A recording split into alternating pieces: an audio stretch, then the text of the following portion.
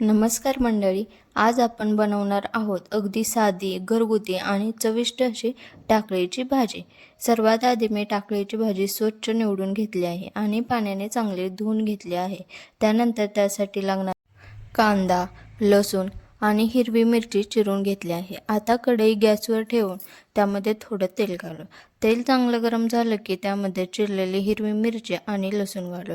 लसूण आणि मिरचीचा छान सुगंध येईपर्यंत हे दोन्ही थोडं परतून घेऊ. आता यामध्ये चिरलेला कांदा घालूया. कांदा छान मऊ होईपर्यंत आणि हलका सोनेरी रंग येईपर्यंत परतून घेऊया. तोपर्यंत आपली धुवून घेतलेली टाकळीची भाजी चिरून घेऊया. ही भाजी फक्त पावसाळ्यामध्येच इथे भेटते आणि या भाजीमध्ये फायबर आणि काही जीवनसत्वे व खनिजेही मिळतात. टाकळीची भाजी ही हिरवी पालेभाजी असल्यामुळे आपल्या आहारात तिचा समावेश करणं फायदेशीर ठरू शकतं. आणि सर्वात महत्त्वाचं म्हणजे घरच्या घरी कमी तेलात आणि साध्या पद्धतीने बनवलेली भाजी म्हणजे चवही छान आणि जेवणही पौष्टिक. कांदा छान परतून झालेला आहे.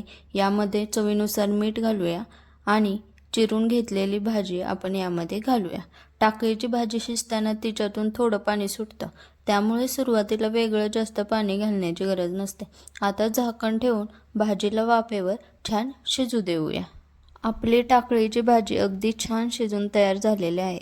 गरमागरम भाकरी, पोळी किंवा भातासोबत ही भाजी खाल्ली तर मस्तच लागते.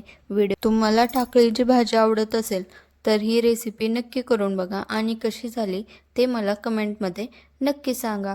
व्हिडिओ आवडला असेल तर चॅनलला नक्की सबस्क्राईब करा. धन्यवाद.